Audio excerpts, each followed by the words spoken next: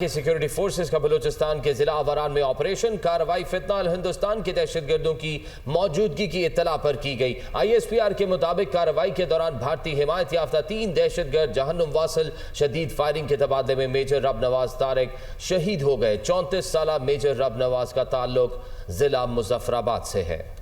Security forces मुल्क से भारतीय स्पॉन्सर दहशतगर्दी के खात्मे के लिए पुरआज़म हैं। हमारे बहादुर जवानों की ऐसी कुर्बानियाँ हमारे आज़म को मज़ीद तक़वियत देती हैं। सिक्योरिटी फोर्सेस का बलूचिस्तान के ज़िला आवारान में ऑपरेशन कार्रवाई फितना हिंदुस्तान के दहशतगर्दों की मौजूदगी की इतला पर की गई। ISPR के मुताबिक कार्रवाई के दौरान भारतीय हिमायत याफ्ता 3 दहशतगर्द जहन्नुम वासिल शदीद फायरिंग के तबादले में मेजर रब नवाज तारिक शहीद हो गए।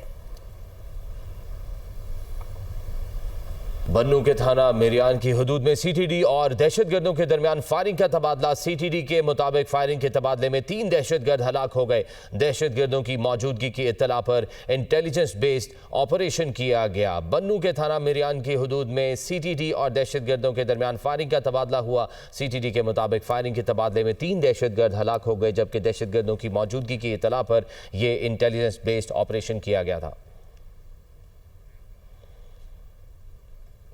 फितनाल हिंदुस्तान की फिर बलूचिस्तान में दहशतगर्दी। कल्लात में मुसाफिर बस पर मुसल्लह अफराद की फायरिंग, 3 मुसाफिर शहीद और 12 जख्मी हो गए। लाशें और जख्मी अफराद अस्पताल मुंतकिल।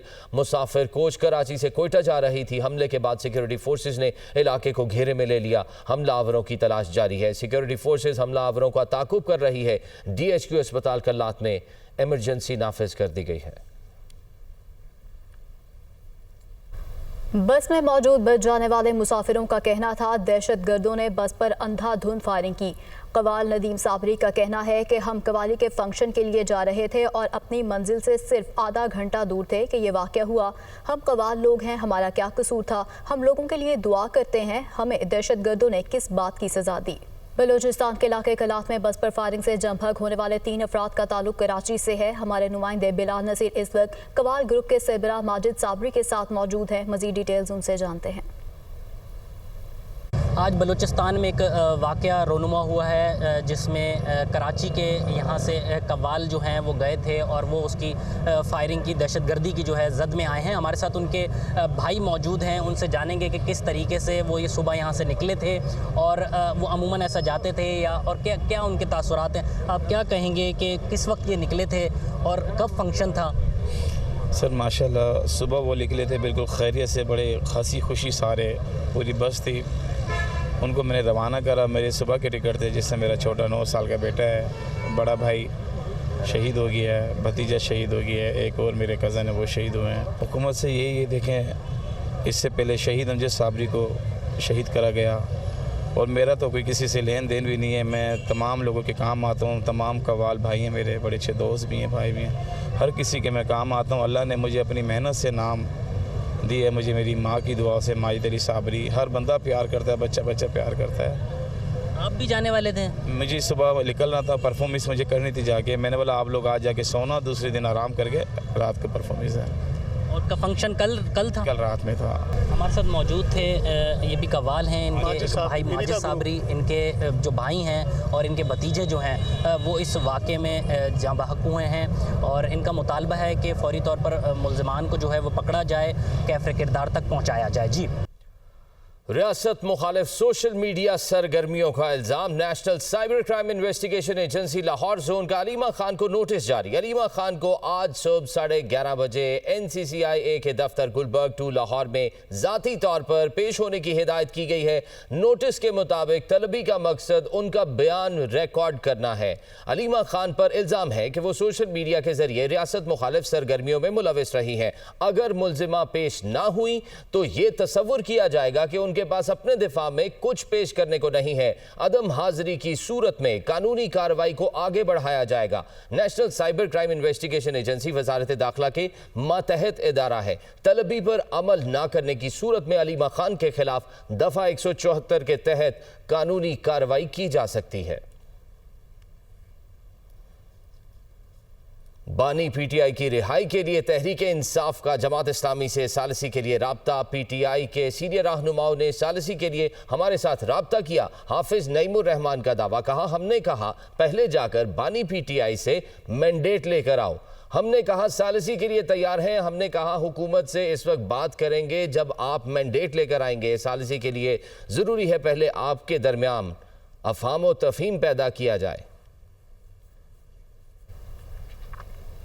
आगे बढ़ते हुए आपको बताएं कि वफाकी काबीना ने EOBI पेंशन में 15% इजाफे की मंजूरी दे दी। कैंसर, अमराज कल्ब और ज़िंदगी बचाने वाली अद्वियात की दरामद पर टैक्स इस्तिस्ना में मजीद 5 साल की तौसीह कर दी गई है।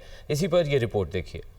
वज़ीर आज़म शहबाज शरीफ की ज़ेर सदारत वफाकी काबीना का इजलास 1 जनवरी 2025 से EOBI पेंशन में 15% इजाफा मंजूर। इदारे में इस्लाहात के लिए काबीना कमेटी तश्कील देने की हिदायत। एलामिया के मुताबिक EOBI पेंशन में इजाफा वजारत समंदर पार पाकिस्तानी व तरक्की इंसानी वसाइल की सिफारिश पर किया गया। इजाफे के बाइस माली बोझ इदारा अपने वसाइल से बर्दाश्त करेगा। कैंसर, अमराज कल्ब और जिंदगी बचाने वाली अद्वियात पर टैक्स इस्तिस्ना में तोसी फौरी दस्तयाबी को मद्देनजर रखकर की गई। ये अद्वियात सिर्फ अस्पतालों और मुतलका इदारों में दस्तयाब होंगी और इनकी खुलेआम फरोख्त पर पाबंदी होगी। दरामद के लिए पहले लाइसेंसिंग अथॉरिटी से मंजूरी दरकार होगी। काबीना ने सी कैरेज शिपिंग डॉक्यूमेंट्स बिल के मुसवदे के हवाले से जरूरी कानूनी कार्रवाई शुरू करने की मंजूरी भी दी। इसके अलावा काबीना कमेटी बराए कानून साजी के 2 और 3 जुलाई के इजलासों में किए गए फैसलों की तौसीक भी की गई।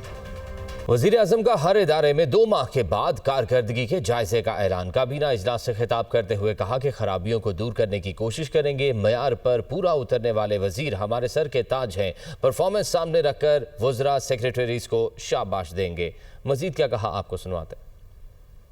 हर वजारत का हर 2 माह बाद एक KPIs हम कर रहे हैं। उसके हिसाब से हम उनकी परफॉर्मेंस जांचेंगे। जहाँ पर खराबियाँ हैं उनको दूर करने की कोशिश करेंगे। वो जो मेयार है उसमें जो पूरा उतरेंगे वो मेरे और आपके सरों के ताज हैं। माशी हमारी जो तरक्की है उसके लिए हम सब मिलकर उसके लिए हम काविशें कर रहे हैं। स्टॉक एक्सचेंज का इंडेक्स एक तारीख़ी सतह पर पहुँचा। एहसन इकबाल साहब के ऊपर बड़े सवालिया निशान उठ रहे थे कि आपका जो PSDP जो है उसकी परफॉर्मेंस इस साल बहुत कम होगी। इनकी इस दफ़ा जो परफॉर्मेंस वो मैं पढ़ देता हूँ। 1 ट्रिलियन डेवलपमेंट स्पेंडिंग का जो था इनका बजट, इनसे बढ़ गए हैं। तो मेरे पास तो अब कोई चाराकार नहीं कि आपके साथ मिलकर इनको हम शाबाश दें। बदकिस्मती से बारिशों में कई जानें ज़ाया हो गई। NDA में अल्हम्दुलिल्लाह आज एक बहुत ही जानदार इदारा बन चुका है। सवात में जो एक अफसोसनाक वाक़या हुआ वो इंतहाई दिलखराश वाक़या था और मैं समझता हूँ कि उससे हमें सबक सीखना चाहिए।